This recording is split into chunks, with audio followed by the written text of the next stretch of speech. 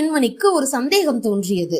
அதை சுவாமியிடம் கேட்டுவிடலாம் என்று எண்ணிய அவள் பகவான் ஸ்ரீ ராமகிருஷ்ணரை பார்த்து, சுவாமி, நான் முதல் நாள் என் மகனை உங்களிடம் அழைத்து வந்த பொழுதே அதிகமாக இனிப்புகளை சாப்பிட்டால் உடல் நலம் பாதிக்கும் என்று என் மகனுக்கு அறிவுரை கூறியிருக்கலாமே, ஏன் ஒரு வாரம் பொறுத்து வர சொல்லி அறிவுரை கூறுகிறீர்கள் என்று கேட்டாள்.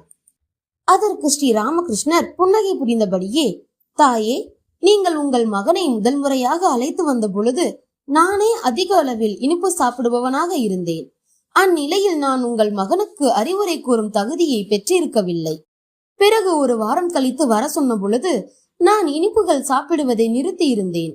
அதனால்தான் உங்கள் மகனுக்கு அறிவுரை கூறினேன் என்றார். அந்த தாய் பகவான் ஸ்ரீ ராமகிருஷ்ணரை புகழ்ந்தபடியே சென்றாள். அந்த சிறுவனும் அன்று முதல் அதிகமான அளவில் இனிப்புகளை சாப்பிடுவதை நிறுத்திவிட்டான். இந்த கதையின் நீதி: எதற்குமே ஒரு தகுதி வேண்டும். பிறருக்கு அறிவுரை கூறுவதற்கு முன்பு நாம் நல்வழியில் நடக்க வேண்டும். நாம் தவறான வழியில் நடந்து கொண்டு மற்றவர்களை நல்வழியில் நடக்குமாறு அறிவுரை கூறக்கூடாது. அதில் பயனில்லை.